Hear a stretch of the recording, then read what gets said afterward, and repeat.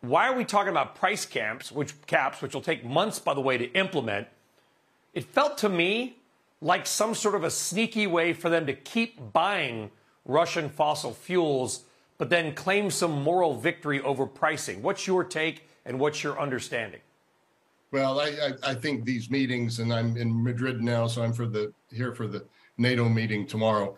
There's a little bit more symbolism to these meetings because so much has already been done. The finance ministers are going to have to sort out the price cap. They don't really know how it's going to work yet.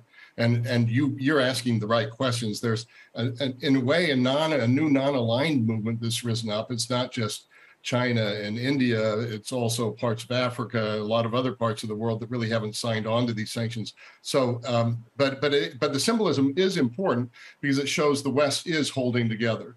And don't forget, it was the G7 that, for the first time in history, sanctioned, actually froze the assets of a G20 central bank, the Russian central bank, which froze 350 billion assets.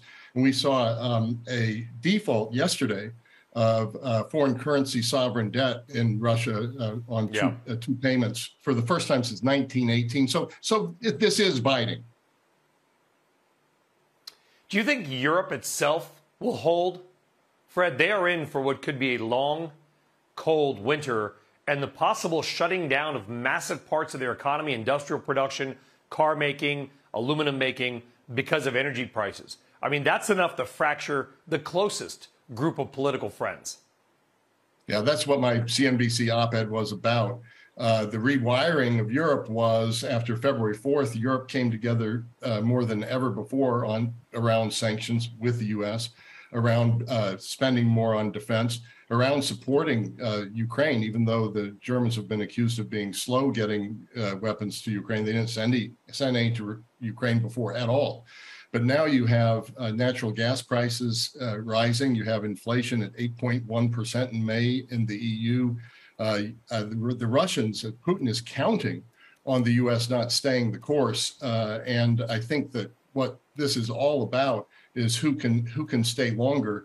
And he thinks that the democracies, by and large, just have attention deficit disorder. They're not going to stick with it. They're going to have more of the political troubles that Macron had, not even being able to win his parliament after his election. And so this is really going to be the war of attrition of Putin against the staying power of the West. Yeah.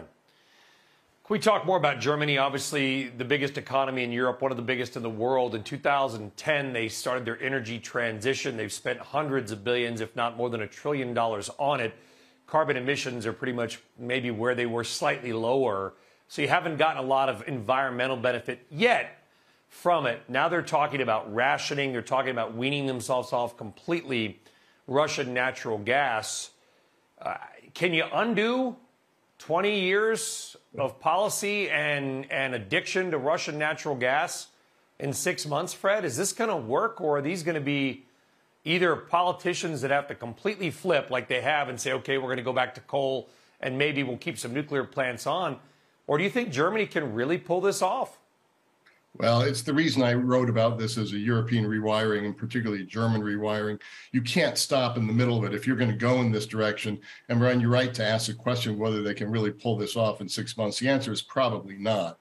What we're seeing is the outcome of really a shameful energy policy in Germany, where they became much more dependent on Russia than ever was necessary. They gave up their nuclear power, and they have to be rethinking that now. They're actually going to fire up new coal plants. Whoever thought that was going to happen in Germany? So you're right to think it may not be as fast as forecast, but the direction the Germans say is permanent. They're not going to roll this back.